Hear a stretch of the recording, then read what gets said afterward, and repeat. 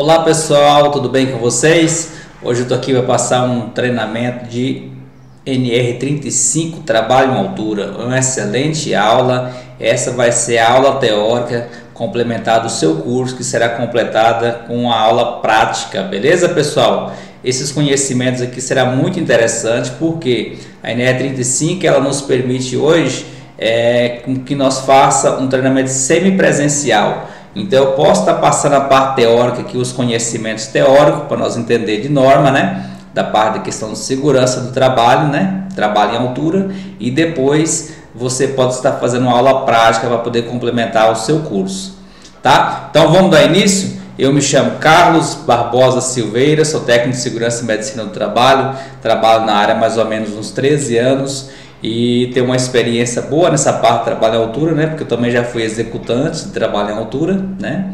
E essa área é uma área de extrema necessidade no mercado, né? A área de trabalho em altura, porque praticamente quase todo tipo de empresa tem trabalho em altura, tá? Só que, porém, trabalho em altura é uma atividade que representa o que? Tem grande perigo, né? Tem grandes perigos, tem grandes riscos. Então é isso que nós vamos tratar aqui no treinamento, tá? Nós vamos falar todas as etapas do trabalho em altura.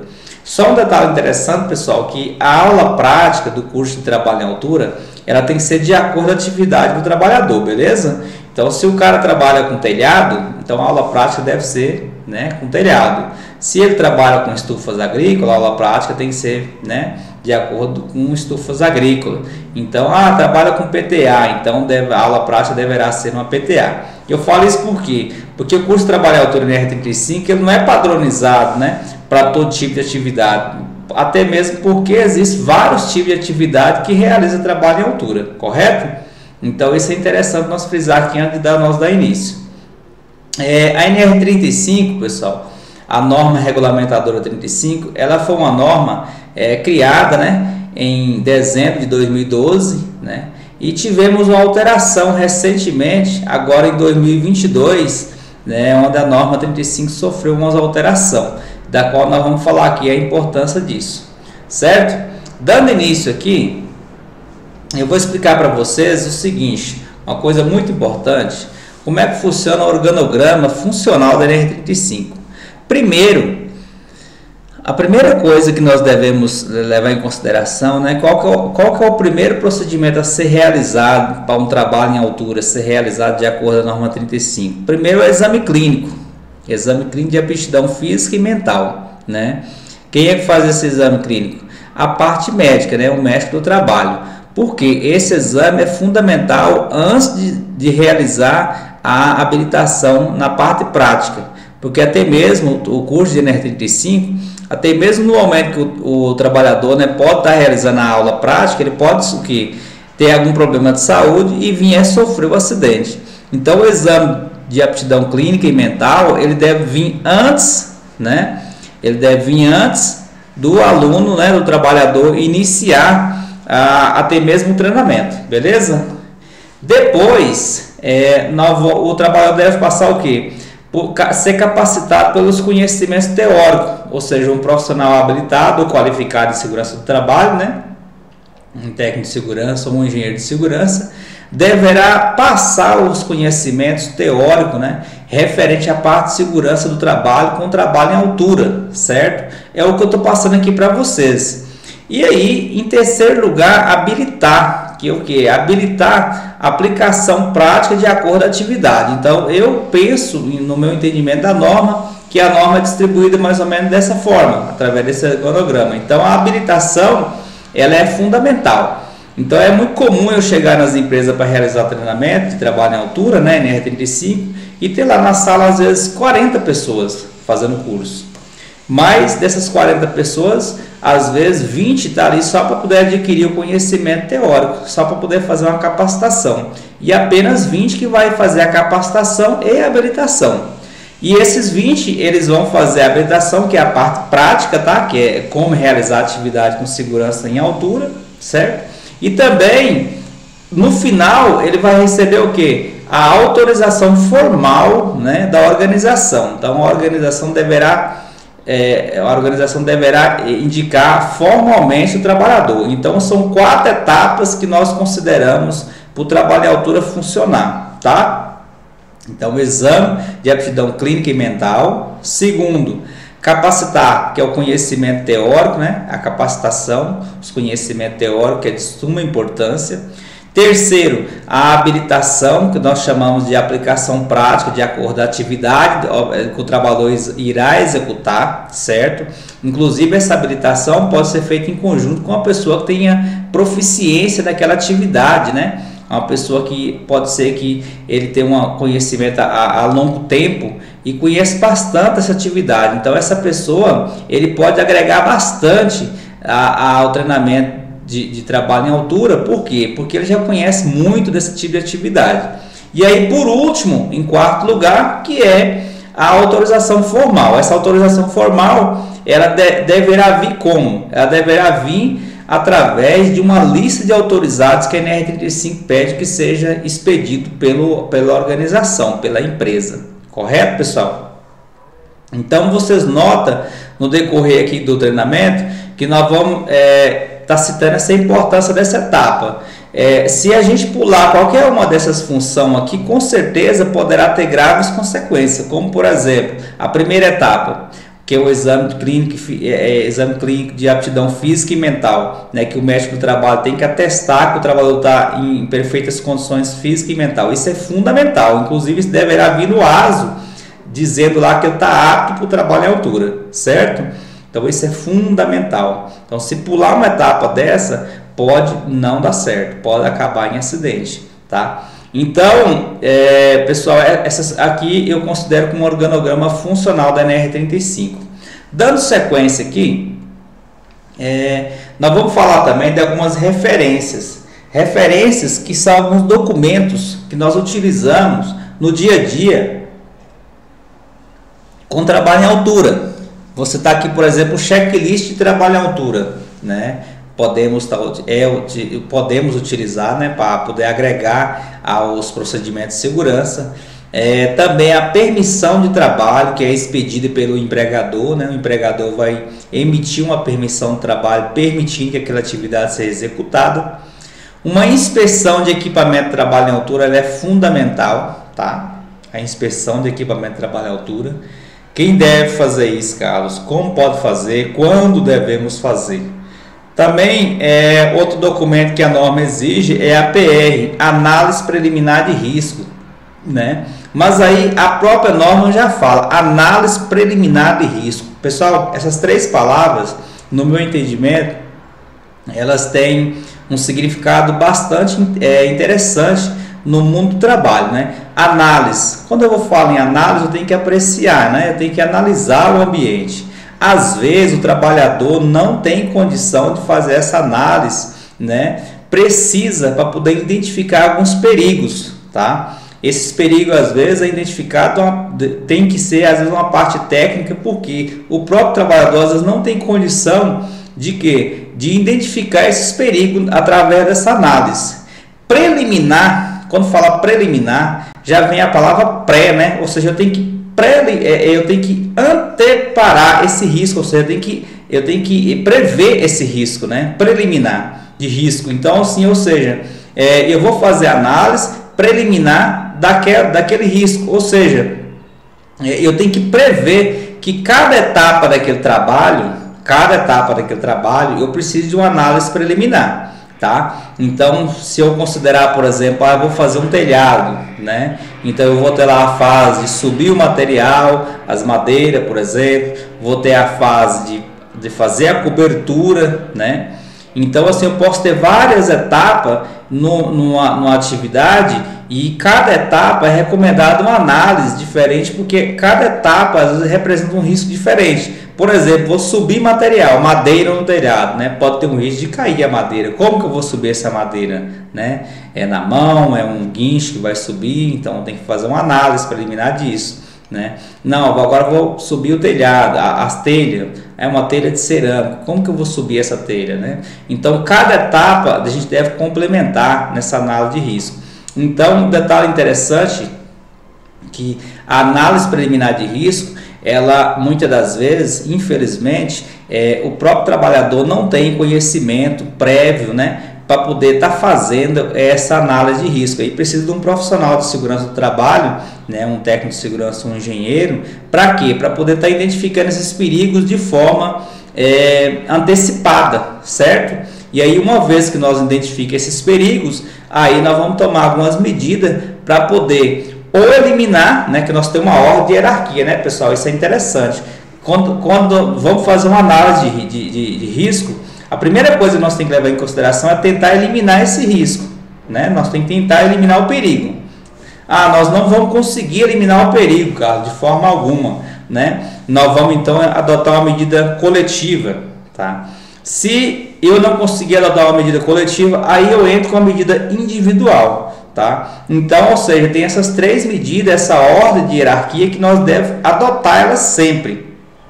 Porque isso é muito interessante, que muitas das vezes o trabalho à altura, às vezes até é feito a análise de risco. Só que aí na análise de risco, a empresa, né, o profissional acaba identificando o perigo, né, acaba quantificando o risco, mas aí eles não buscam uma forma de quê? De eliminar.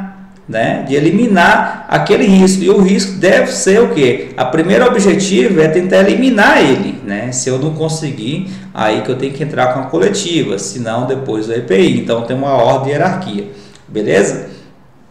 E aí aqui em quinto lugar, matriz de perigo e risco. Então eu vou falar aqui bastante o que é perigo, o que é risco no trabalho em altura, tá? Considerando que nós temos vários perigos nas atividades de altura. Então é interessante que o trabalhador, que você que está fazendo o treinamento, saiba o que é um perigo, o que é um risco. Eu vou estar citando isso aqui, beleza?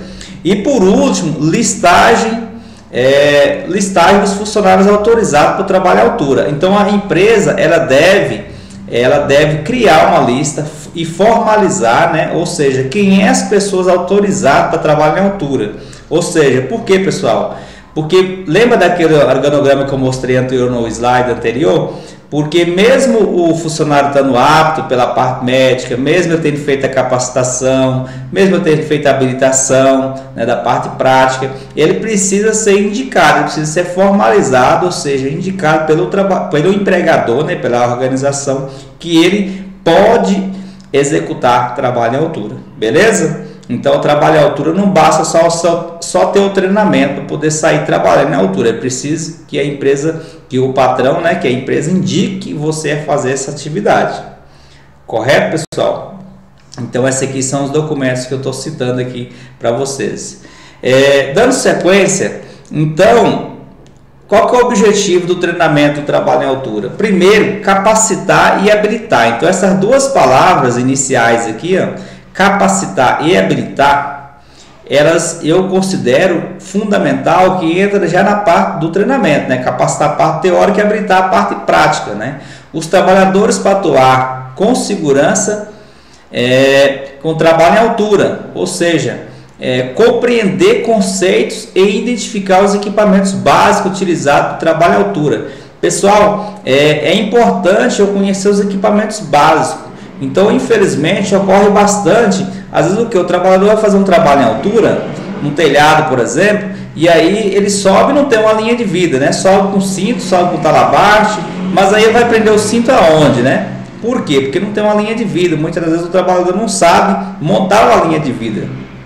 Então é interessante que cada atividade ele receba um treinamento específico para isso. Por quê? Porque cada atividade vai exigir equipamentos diferentes. Tá? Então às vezes tem que ser montada uma linha de vida, né? Aí eu vou ter que utilizar uma corda de segurança, às vezes vou ter que usar um trava-queda, usar mosquetão, às vezes em alguns casos usar algumas polias. Então as atividades elas são diferentes uma da outra, tá?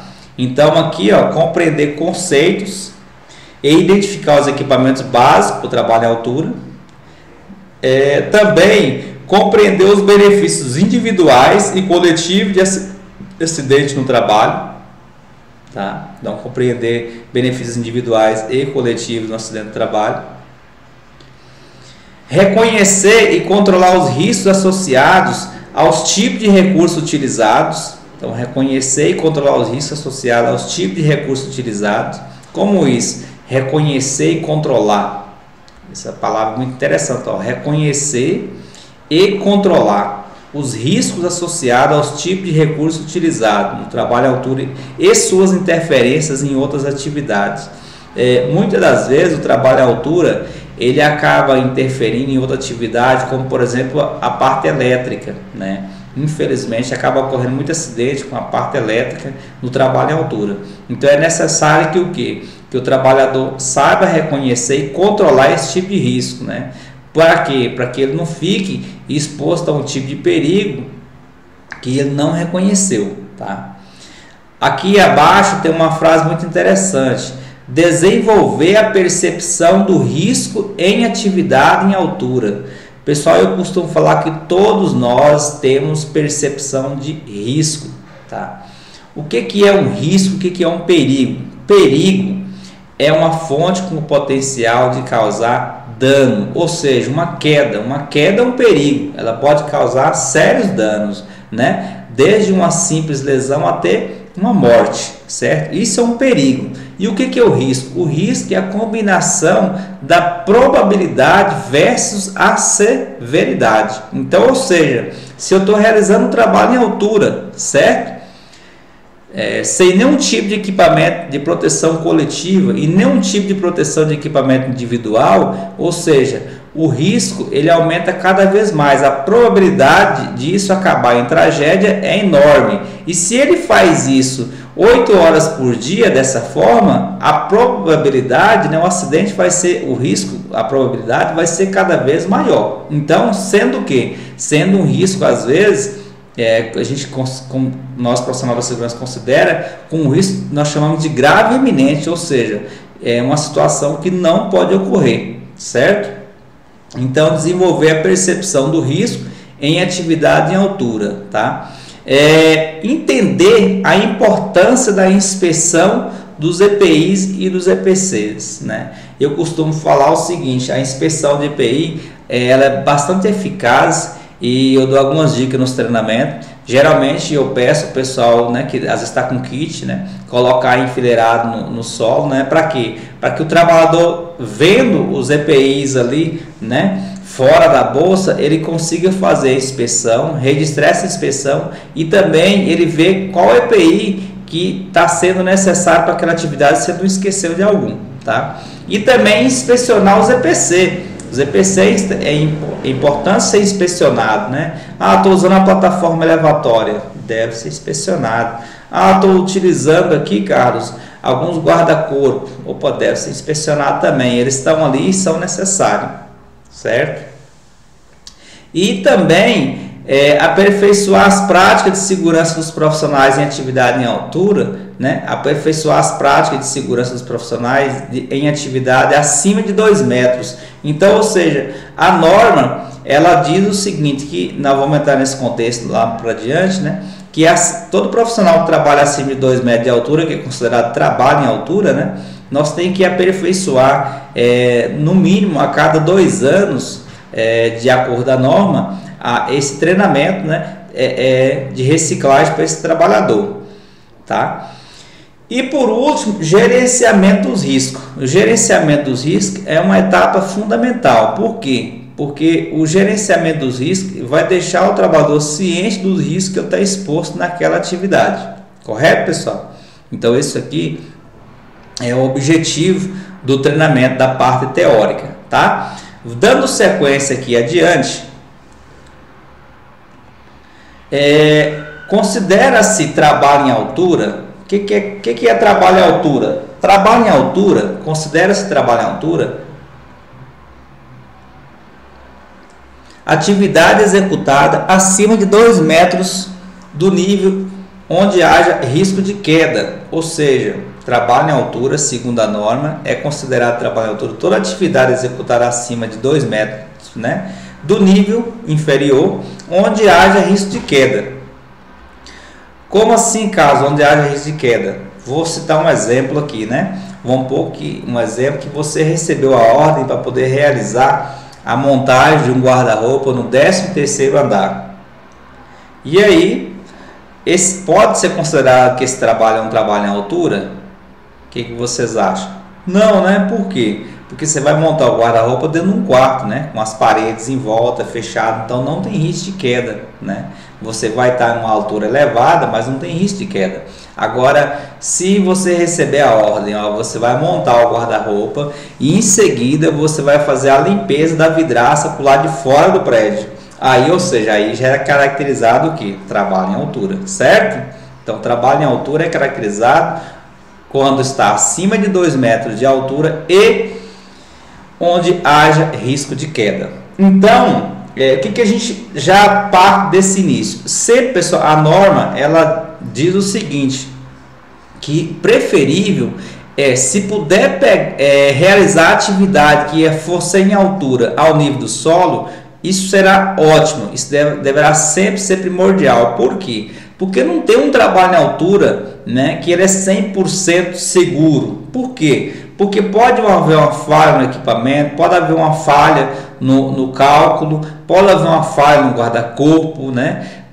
O trabalhador pode cair, ficar preso nos equipamentos de segurança, os equipamentos de segurança funcionar corretamente, fazer sua função, mas pode ocorrer o trabalhador sofrer algum tipo de lesão. Então, vou citar um exemplo para vocês, né? Bem claro, de uma passarela de rodovia, né? Você vai atravessar a passarela, você imagina se você fosse atravessar uma passarela e não tivesse as laterais, né? Então teria um risco de queda muito grande, né? Ou seja, como elas têm a proteção lateral e na maioria das vezes até a proteção superior, então, né, praticamente toda fechada, então ali não tem risco de queda. Então, assim, ou seja, se o trabalho em altura o trabalho em altura, se puder ser totalmente protegido para poder evitar o risco de queda, nós podemos o que? Eliminar o uso do EPI, tá? Então é isso que a norma fala. Primeiro tem que tirar eu tenho que tentar tirar o risco, né? Tentar eliminar o perigo. Se eu não conseguir, aí eu vou com as medidas coletivas, né? Eu estou protegendo, fazendo guarda-corpo. Por último, que eu entro com o EPI. E as atividades com risco de queda abaixo de 2 metros de altura devem ser incorporadas onde? No PGR. PGR, pessoal, é o Programa de Gerenciamento de Risco, tá? Toda empresa, segundo a NR1, deve conter o seu PGR, que é o Programa de Gerenciamento de Risco. Então, vou citar um exemplo para vocês, uma escada que eu costumo ver muito nas empresas, uma escada de pequeno porte, aquela tipo um V, né? Aquela escada, ela tem um risco muito grande de tombamento lateral. Então, às vezes ela tem aí 1,5 metro de altura, né? 1 metro, mas costuma às vezes o operador subir naquela escada, né? Colocar a perna de um lado e do outro e aí tombar a lateral dessa escada, né? Infelizmente o pessoal acontece muito acidente com ela, principalmente na parte elétrica. Então tem algumas empresas que até proíbem o uso delas por esse motivo. Então não quer dizer que a altura é menos de 2 metros, né? Que não tenha risco, que ali não tenha risco de queda, certo? Então esse risco de queda eu vou incorporar onde? Eu vou incorporar no PGR. Então, trabalho em altura, portanto, é qualquer trabalho que requeira que o trabalhador esteja posicionado em um local elevado, com diferença superior a 2 metros da superfície de referência e que ofereça risco de queda. As atividades de acesso e saída do trabalhador, desde o local, também deverão respeitar e atender a norma. Pessoal, acontece muito acidente no acesso. O que é um acesso, Carlos? Por exemplo, o trabalhador às vezes montou o andaime perfeitamente, foi lá, montou, amarrou, está tudo ancorado, colocou as proteções laterais. Só que aí para subir no andaime ele só fazendo uma escalada, ou seja, é uma atividade, aí não tem, né? Ele está correndo risco de queda, ou seja, o acesso é fundamental. Então as escadas ela entra praticamente como um meio, né? Um meio que facilita o acesso, mas é muito comum, infelizmente, ter acidente com escada, porque em algumas escadas as pessoas, infelizmente, não colocam a linha de vida, e a linha de vida deve ser implantada na escada. Nossa, cara, mas eu vou implantar uma linha de vida, um cabo de aço na escada móvel? Não, pessoal. Tem as cordas de segurança, que é equipamento certificado, que é para isso, né? Inclusive na aula prática nós ensinamos como montar isso, como montar uma linha de vida numa escada, né? De forma que você usa o trava-queda, né? E ela vai estar devidamente amarrada. Se houver uma queda, o trabalhador não vai não vai cair, ou seja, o trabalhador vai ficar ali ancorado através do seu trava-queda e da corda de segurança, certo? Trabalho em altura, pessoal, existe diversos tipos de trabalhador, como eu citei para vocês. Então, como vocês estão vendo aqui na foto, né, tem desde um trabalho na parte elétrica, desde um trabalho na construção civil, né, um trabalho na parte logística, trabalho na parte de energia eólica. Então, o trabalho em altura ele é bem diverso, né, na parte portuária. Então, a gente tem trabalho em altura em quase todo tipo de segmento. Então, por isso que eu comentei com vocês que um detalhe muito importante é o que? Fazer a aula prática de acordo com a sua atividade, né? De preferência no local que você vai executar o serviço, para você, né? Para ali você ter um entendimento dos principais perigos que aquele local tem, tá? Então, por isso que esse treinamento, na minha opinião, né? Ele não pode ser 100% online, né? A norma também nem cita isso. Ele deve ser, no mínimo, semipresencial, para que o trabalhador tenha esse conhecimento teórico e o profissional qualificado ou habilitado, né, vá até o local do seu trabalho para poder estar analisando o seu local de trabalho, fazer um treinamento compatível com a sua atividade, dentro do seu horário de trabalho, correto? Isso é importante frisar. Aqui eu coloquei, pessoal, que vários países do mundo tratam o trabalho em altura. Por quê? O trabalho em altura é um dos perigos, né, que infelizmente um dos riscos que mais causa acidente no mundo, né? Então, Estados Unidos trata, né? Estados Unidos trata então acima de 1,8, né, 1,80 m, lá já é considerado um trabalho em altura. Na Inglaterra também trata, né? Na Singapura, na Colômbia, né? Então aqui por exemplo, aqui nós citando aqui, ó, na Colômbia acima de 1,5 m, já é considerado uma atividade que causa risco de queda, né? Ou seja, já tem que tomar as devidas providências acima de 1,5 m de altura. Então, alguns países do mundo têm essa preocupação com atividade em altura, porque é uma atividade que, infelizmente, se não for feita corretamente, o uso, né, essas medidas, né, de proteção coletivas e individuais, pode acarretar em graves acidentes, ok? Então, trabalho em altura, considerando aqui, ó, adiante, aí a norma ela trata da seguinte forma, detalhes interessantes, ó. Esta norma estabelece os requisitos e as medidas de prevenção para o trabalho em altura, envolvendo o planejamento, a organização e a execução. Ou seja, a norma ela trata dos requisitos e medidas de prevenção para o trabalho em altura, envolvendo o planejamento, a organização e a execução. Pessoal, detalhe importante aqui desse campo que a norma trata. O que nós podemos considerar, né, um planejamento?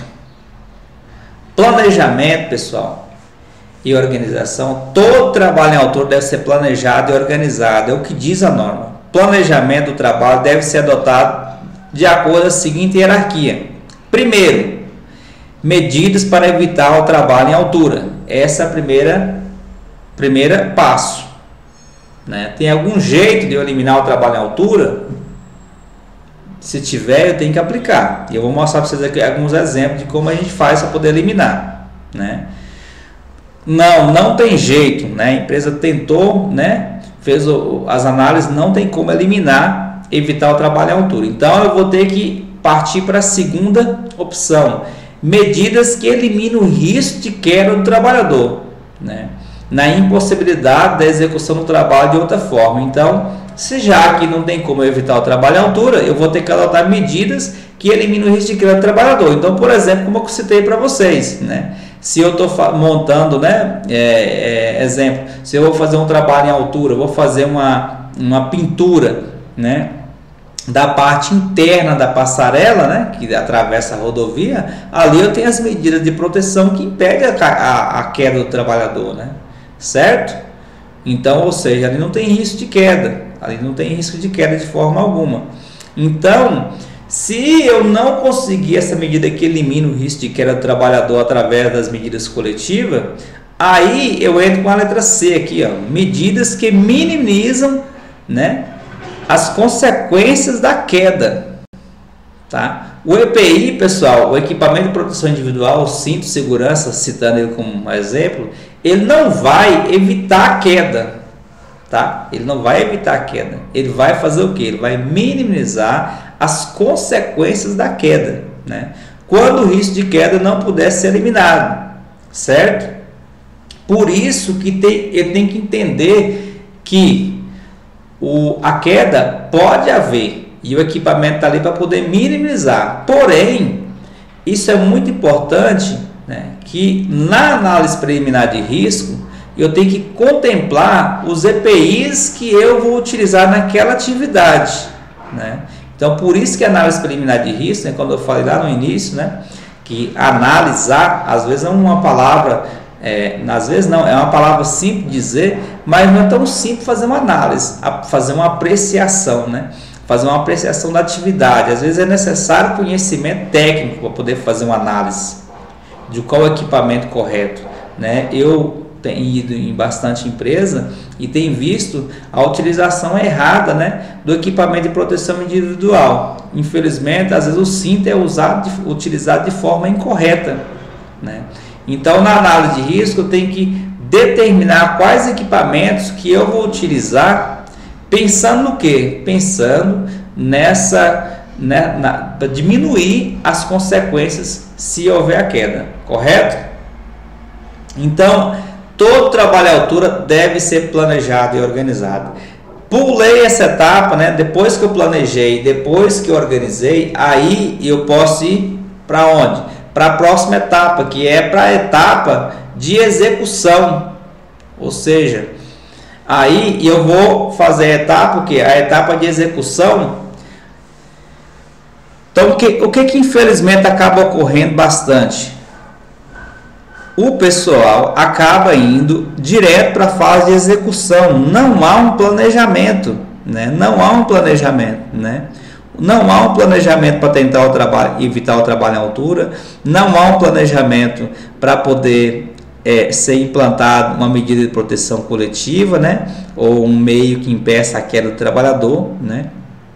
Às vezes não há um planejamento sobre os métodos de resgate, às vezes não há um planejamento sobre aquisição, sobre quais equipamentos, né, porque não foi feita a análise de risco, e aí, ou seja, vai tudo para execução. Na execução, a tendência de dar errado é muito grande.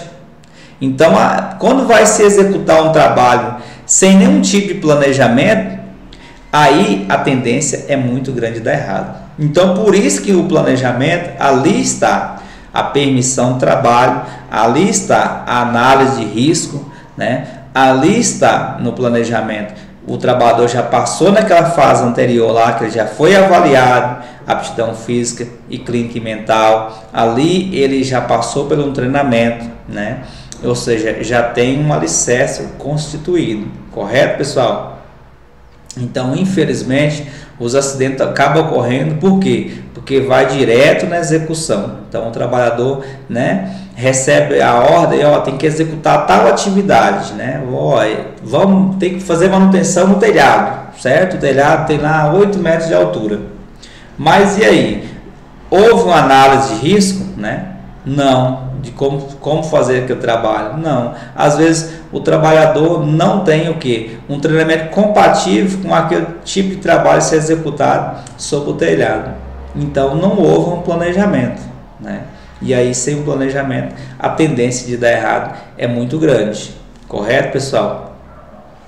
Então, de forma a garantir que todos envolvidos, diretos e indiretos, com essa atividade. Então, de forma a garantir que todos, direto e indireto. Então, na verdade, porque há riscos também, há perigos para os profissionais, para aquelas pessoas que realizam o trabalho à altura de forma indireta, tá? Então, vou citar, por exemplo, aqui um trabalho à altura de forma indireta, né? Às vezes tem um trabalhador trabalhando, né, num cesto aéreo, e aí tem um colega de vigia no solo, né? Ele não está trabalhando na altura, mas ele está envolvido na atividade de forma indireta, né? Ele está ali para quê? Só lembrando que a NR fala na frente, né, que todo trabalho em altura vou falar isso adiantando o vídeo, né? Todo trabalho autor deve ser realizado em 2 ou mais pessoas, nunca sozinho, né, pessoal? Por quê? Essa já vem a pergunta, por que nunca pode ser sozinho, né? Primeiro, que essa segunda pessoa, ela é fundamental, né? Para quê? Para poder ser um dos métodos de primeiros socorros, né, de resgate daquela pessoa que está trabalhando em altura. Segundo, porque aquela pessoa vai o quê? Passar e receber as orientações para o executante, certo? E essa segunda pessoa também tem que ter os conhecimentos, ter o treinamento, trabalho em altura e ter todo o preparo daquele que está executando o trabalho, né, em altura. Porque se for necessário ele ter que fazer alguma interferência, vai ter que ser ele que fazer, correto? Então o trabalho em altura já tem essa preocupação, certo, galera? Então, galera, seguindo aqui adiante, então considera esse trabalho em altura toda atividade executada acima de 2 metros de altura. Aí vem a pergunta: e as atividades com risco de queda abaixo de 2 metros? Volto a repetir, deve ser incorporada no PGR. Exemplo, galera, infelizmente acaba ocorrendo muito acidente com trabalho em altura, com trabalho realizado sobre carregamento de caminhão, no sistema logístico, né? Às vezes ocorre isso, o trabalhador trabalha ali fazendo manuseio de carga, carregando e descarregando, o caminhão não tem 2 metros de altura, né? Mas aí quando ele abre a guarda, fica mais perigoso, né? O trabalhador pode ter risco de queda, e aí não deve fazer nada porque não tem 2 metros de altura? Não tem 2 metros de altura, mas ali tem um risco de queda, né? Então lá no PGR deve ser tratado qual que é a medida correta a ser implantada. No caso, ele vai ter que implantar uma linha de vida, né? Vai ter que ser adotado um trava-queda retrátil, né? Para que o trabalhador tenha esse anteparo em caso de queda, beleza?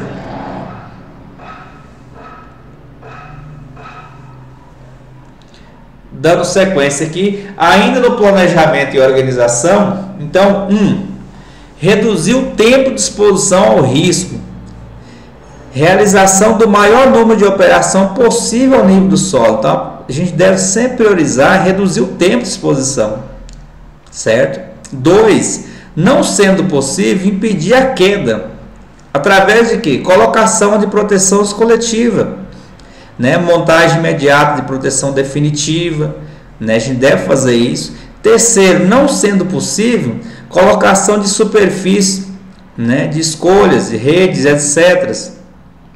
Quarto, não sendo possível a utilização de equipamentos individual, ou seja, os equipamentos individual deve ser, como se diz, a última opção se eu não conseguir fazer nenhuma das atividades que foi uma das tentativas que foi citadas acima, tá? Então isso é o planejamento, né, que tem que ser realizado com trabalho em altura, né? Planejamento e organização é isso.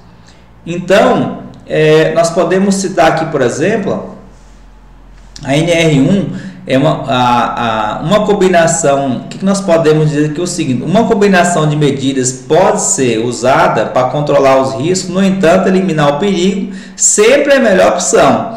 Então, eliminação dos fatores de risco. 2, minimização e controle dos fatores de risco na adoção de medida de proteção coletiva. 3, a minimização do controle de fator de risco, adoção de medida administrativa.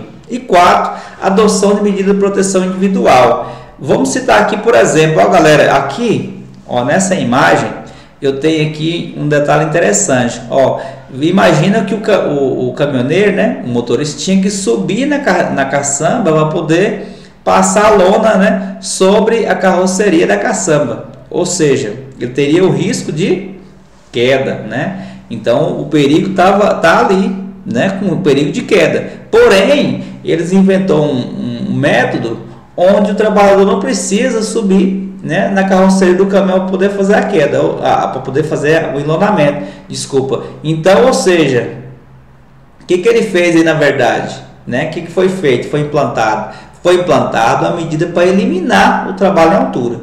Esses postes laterais que vocês estão vendo aí, ó, esses postes têm uma dobra, né? Essa dobra para quê? Você imagina, toda vez que fosse trocar uma lâmpada, teria que subir, né, na plataforma elevatória para poder realizar esse trabalho, né, essa troca da lâmpada. Como isso é um trabalho à altura, o que eles fizeram para poder reduzir para eles poderem eliminar o trabalho em altura. Eles foram lá e fez uma dobra no poste, colocou ali uns parafusos, para quê? Para que dobrasse o poste e realizasse o trabalho, a troca da lâmpada sem subir em altura. Isso é ótimo, pessoal. Então a primeira medida foi isso. Eles tentou, foi eliminado o risco de queda, através dessas medidas que foram tomadas. Aqui já é uma medida o que? Aqui já é uma medida de proteção. Na medida de proteção, nós chamamos de medidas coletivas, a plataforma elevatória, tem ali o seu cesto, com os beirais, aonde o trabalhador sobe e é ancorado, Nós temos o andaime também. Então vocês notam que o que? Nas laterais não tem risco de queda, porque foi uma medida de proteção coletiva, ou seja, a minimização de controle de fator de risco com a adoção de medida protetiva coletiva. Isso é fundamental quando eu não consigo adotar a medida de eliminar o trabalho em altura, certo? Carlos, aí não é possível fazer isso também? Não. Então vamos lá para quê? Uma medida administrativa. O que é uma medida administrativa? A medida administrativa, pessoal, é a minimização do controle dos fatores de risco, adoção de medida administrativa e organização do trabalho. Nós citamos aqui o treinamento, a identificação, o isolamento. Nós chamamos esse procedimento de que? Medidas administrativas. Por último, aqui eu vou fazer o que? A medida de proteção individual. Então, ou seja, se eu não conseguir fazer nada, se eu não conseguir realizar nada para poder eliminar o perigo, ou seja, aí eu tenho que entrar com os EPIs. Então, os EPIs é minha última etapa. Os EPIs aí que entra alguns detalhes importantes, porque o EPI ele tem limitação de uso. Cinto tem tamanho, os fabricantes estabelecem uma quantidade de peso máximo, certo? Então, assim, todo EPI ele tem sua limitação, certo? Nós temos um trava-queda, por exemplo, que tem a posição correta de colocar. Nós tem também os talabartes, que tem a questão do fator 0, fator 1, fator 2, qual que é o jeito correto de colocar. Então, entre uma série de ciência quando se trata do EPI, tá? Então, por isso que se a empresa, puder evitar o trabalho à altura através da medida de eliminar o perigo de queda, isso será primordial, tá? Inclusive, isso é muito interessante, por quê? Porque lá no PGR também, que a NR1 cita muito bem, essa parte é muito interessante, não basta só eu identificar o perigo, Primeiro eu tenho que identificar o perigo e tentar eliminar ele, E aí, se ele não for conseguir eliminar, aí sim eu vou ter que colocar ele na documentação e fazer todo o controle, E acompanhar isso através do programa do PGR. Mas é importante, como eu falei, o que? Essa tomada de decisão, certo? Não vou entrar nesse critério da NR1, porque é um contexto muito maior e vai fugir um pouco aqui, do nosso foco da NR35, tá? Então, pessoal, os EPIs aí já tem uma ciência a ser utilizada, já tem um critério a ser utilizado. A gestão, pessoal, a gestão da NR35 é uma coisa interessante também. Eu sempre tenho que levar em consideração gestão em segurança e saúde no trabalho e todo o processo de trabalho e as responsabilidades, Então, o princípio da norma é o que? O regulamento dirigido a trabalhadores e empregadores sobre as ações mínimas obrigatórias em segurança no trabalho envolvendo trabalho em altura. Ou seja, o que a norma recomenda aqui não é nada extraordinário, nada. Isso aqui a norma está recomendando o mínimo. Então, ela está recomendando o mínimo, A sua empresa ela pode adotar mecanismos muito mais, como se diz, exigente do que a norma está solicitando aqui. Mas o mínimo que a norma está colocando aqui torna-se o que? Obrigatório. Tá? Isso é muito interessante. O que a norma coloca é obrigatório. Ou seja, tem penalidade se não for cumprida. Agora você pode ser mais seguro ainda, como eu já vi caso de empresa que adota, né, que o trabalho em altura aqui é a partir de 1,5 m, né, que a partir de 1,5 m já é considerado trabalho em altura, ou seja, ela está sendo ainda mais prevencionista do que a norma, certo? O empregador deve realizar treinamento periódico bienal sempre que ocorrer as seguintes situações: reciclagem a cada 2 anos, né? Mudança de procedimento, condições ou operação de trabalho. Isso é muito interessante porque às vezes eu dei o treinamento, um trabalhador foi lá na empresa, deu o treinamento para ele trabalhar com manutenção de telhado. E aí a empresa, né, tira ele daquela função e coloca ele para trabalhar com uma atividade, por exemplo, com manutenção de linhas aéreas. Aí uma outra atividade, é um outro tipo de procedimento. Aí tem que ser feita uma reciclagem. Nossa, cara, mas tem 3 meses que ele fez o curso, mas é uma outra atividade. Como eu falei, a parte prática, a parte da habilitação é de acordo com a atividade que o trabalhador irá executar, tá? Pelo menos esse é o meu entendimento. Ou o retorno de afastamento do trabalho por período superior a 90 dias. O trabalhador ficou parado, né? Ficou afastado por mais de 90 dias. Pode ocorrer que ele esqueça de adotar alguns procedimentos, pode ocorrer que ele esqueça vários detalhes importantes, né? Como por exemplo nó de ancoragem, a forma correta de utilizar o equipamento de segurança. Aí eu tenho que passar ele novamente por uma reciclagem. Agora aqui tem um outro detalhe interessante, que evento que indique a necessidade de um novo treinamento. Como isso ocorre, pessoal? Isso eu já vi ocorrer bastante. Às vezes, né, chega um trabalhador, né, de uma outra empresa, principalmente prestadora de serviço, já ocorreu isso, né, comigo, né? E aí o trabalhador chega para fazer, por exemplo, um serviço de pintura, né, que era no caso pintura de caixa d'água. E aí o trabalhador chega apenas com um balde de tinta na mão e o rolinho na outra, né? Ou seja, aí eu pergunto, né? Você vai fazer o trabalho à altura? Sim, cadê os equipamentos? Ah, não trouxe os equipamentos. Tem aí para me emprestar? Opa, tem sim. Tem uns equipamentos que podemos emprestar corretamente. Podemos emprestar para você sim, sem problema. Porém, quando eu vou entregar os equipamentos, eu noto que eu não sabe nem utilizar o cinto. Então, ou seja, isso é um evento que indica a necessidade de novo treinamento. Pode ser que ele adquiriu, né, esse treinamento de uma forma que eu não sei a origem, né? Então, ou seja, isso mostra que ele não teve o treinamento adequado para aquela atividade dele, né? Pode ser que ele esteja fazendo o procedimento de forma errada, incorreta. Então, isso vai indicar, né, que o trabalhador não tem ciência ainda dos perigos que ele está exposto, né, de o risco que aquela atividade está colocando ele, ele está sendo exposto naquela atividade. Então, isso é um evento que indica a necessidade de um novo treinamento, certo? Também nós temos aqui, então, treinamento mais capacitação, exame médico de apto, aí o trabalhador está autorizado, ou seja, o médico está fazendo aqui a autorização através, né, em conjunto com a empresa, o trabalhador está pronto para se executar a atividade dele.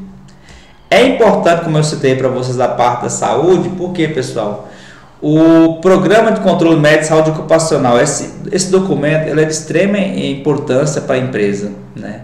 Então, o trabalhador deverá possuir atestado de saúde ocupacional, nós chamamos de ASO, né, cuja os exames complementares estejam de acordo com o respectivo PCMSO, constando que o trabalhador esteja apto para trabalho em altura, né?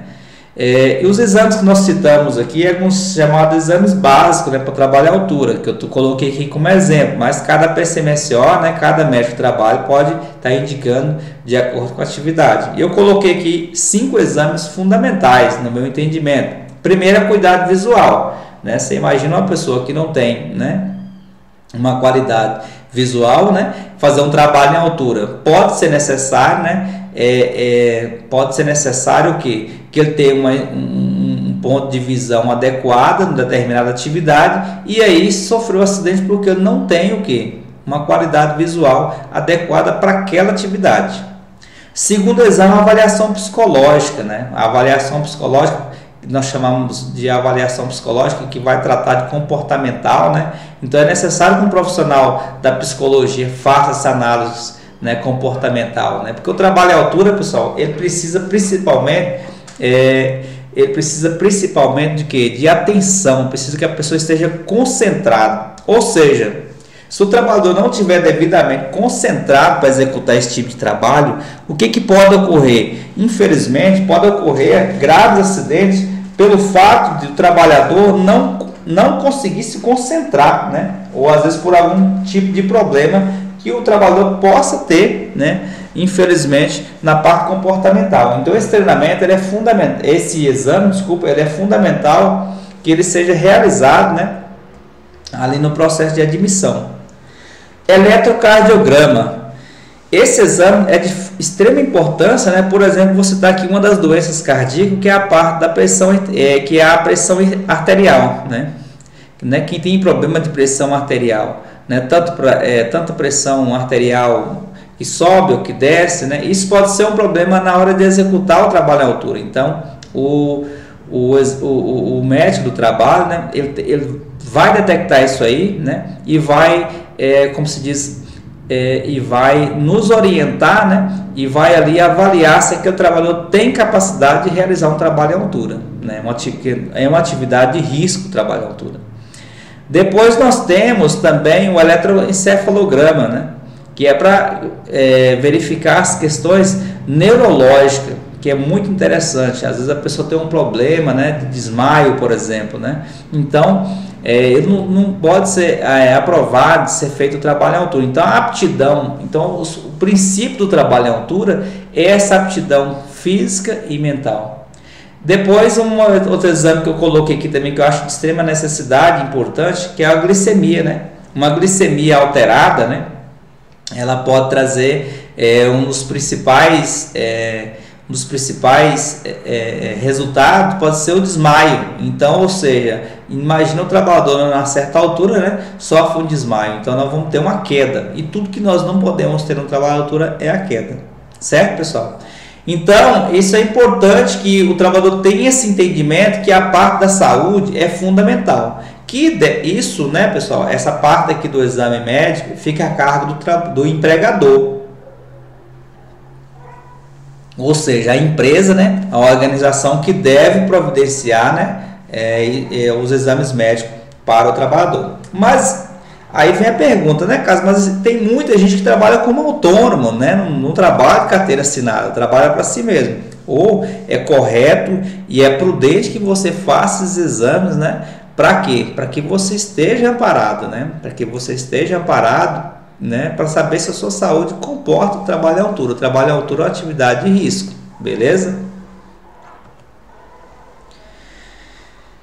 Ser designado pela chefia imediata, o trabalhador deverá ser liberado formalmente, né? Como eu comentei com vocês, para as atividades em altura somente após a realização de exame específico para a atividade.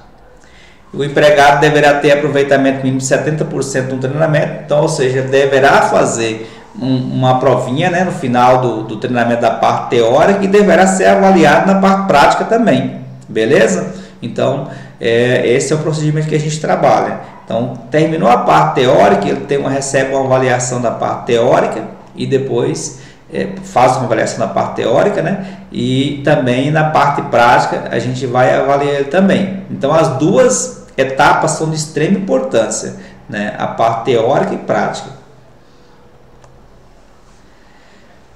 Condicionantes para a execução do trabalho em altura. O que nós chamamos de condicionantes? Ou seja, condições, né? Que é obrigatórias.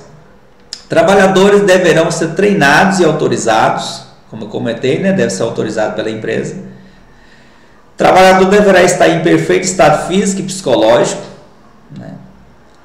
APR, análise preliminar de risco, deverá ser preenchida corretamente, contemplando os riscos específicos da atividade quanto aos do ambiente. Isso é fundamental, pessoal, porque às vezes vai ser realizado um trabalho em altura, às vezes num ambiente já que contém vários tipos de perigo.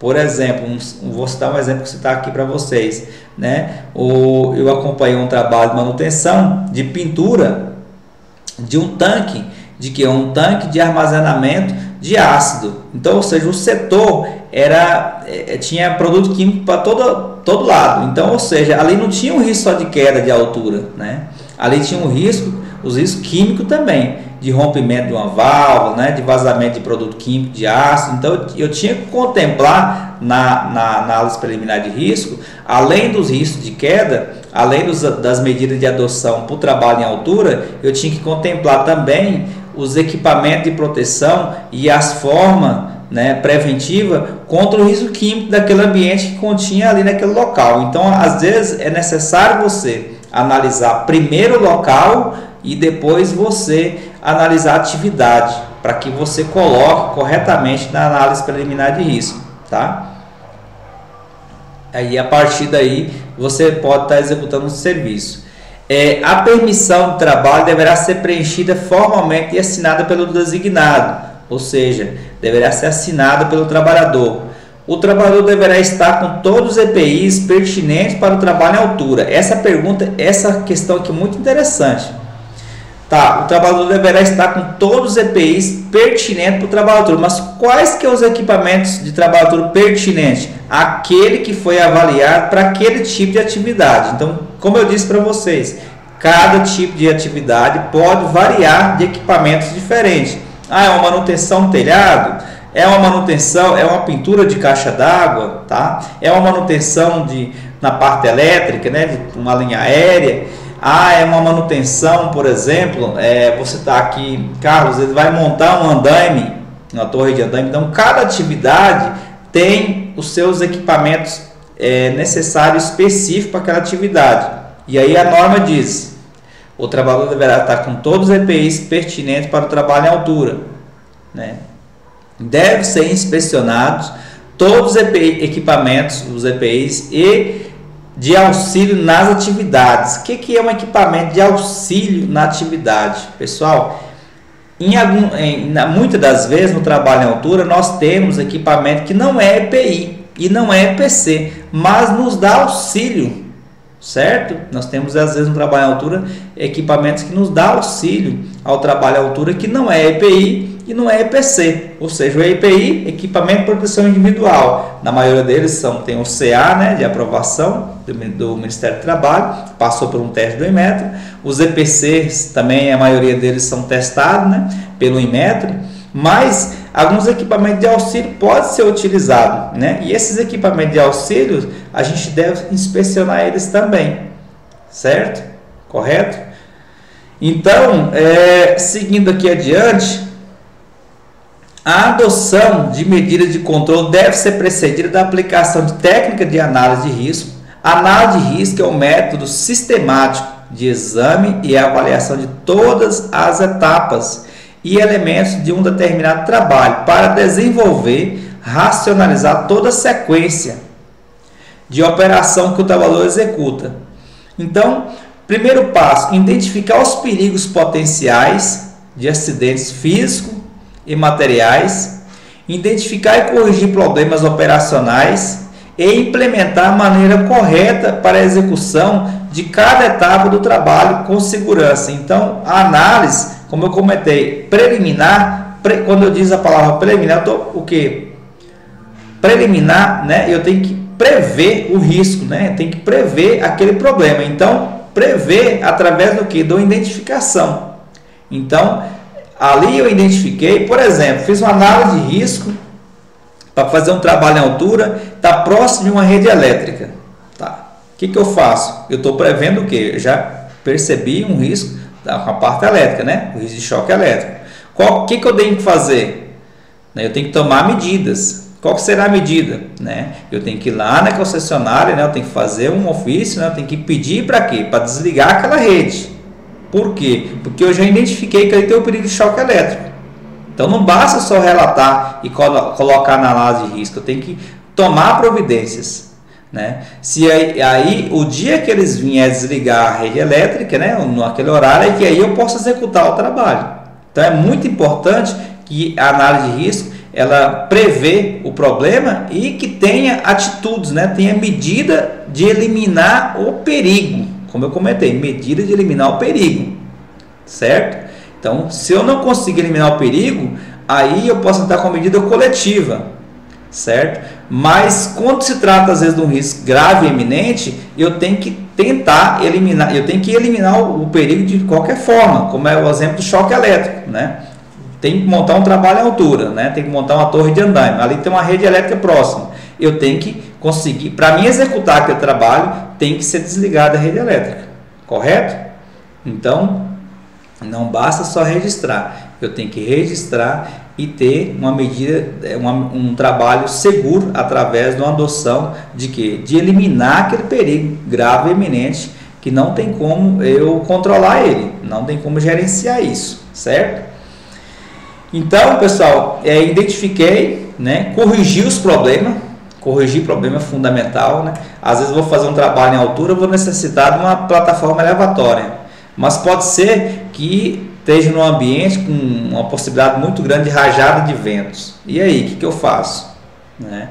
De repente eu posso ter que adotar algum tipo de equipamento para me auxiliar, como um anemômetro, por exemplo, para poder medir a velocidade do vento, né? Determinar que se o vento chegar a uma determinada velocidade, por exemplo, 15 km por hora ou 20 km por hora, aí eu tenho que encerrar a atividade. Então é interessante que eu identifique os perigos e tome medidas para poder eliminar aquele perigo, né? Ou se eu não eliminar através de uma medida, eu posso vir com uma medida protetiva, né? Com a medida coletiva, né? Correto? Mas dependendo do risco, eu não consigo entrar com medida individual, né? Que é no caso do choque elétrico, por exemplo, não tem um EPI que vai me deixar totalmente seguro debaixo de uma rede, por exemplo, de 13.000 volts, né? Eu não tenho um EPI que vai impedir um acidente grave no caso do tombamento de uma plataforma elevatória. Então são atividades que, ou seja, são riscos, né? São perigos que praticamente não posso aprovar essa permissão de trabalho para executar a atividade com esse tipo de risco grave e eminente. Beleza? Isso é muito fundamental. Então, implementar a maneira correta para a execução de cada etapa, né? Como eu falei, às vezes o serviço tem várias etapas e cada etapa tem que ser estudada, né? Tem que ser planejada, tem que ser organizada, porque cada etapa tem seus perigos, tem seus riscos específico em cada etapa do serviço vai ser executado. Por isso que é interessante que o treinamento, a parte prática, né, a habilitação tem que ser sempre de acordo com a atividade que você vai executar. Esse é o ideal. Então, na análise de risco coletiva, deve-se considerar todo o cenário. É dever do trabalhador, do empregador realizar essa tarefa, porém, é de todos. Então, pessoal, a análise de risco, ela é dever de quem, segundo a norma? Ela é dever do empregador, da organização executar ela, tá? Então, o trabalhador deverá colaborar, mas a iniciativa, né, a elaboração da análise de risco, ela fica por conta do empregador, correto? Então, ele vai verificar acesso e circulação, área de escape, pontos de ancoragem, nós vamos falar disso também bastante, tipo de material utilizado, condições do solo, condições meteorológicas, seleção, inspeção, utilização e limitação dos equipamentos de proteção individual e coletiva, certo? Então, pessoal, é uma série de vídeos que eu vou gravar nessa aula teórica de NR35, trabalho em altura, e esse foi apenas o primeiro, beleza? Um abraço e até a próxima.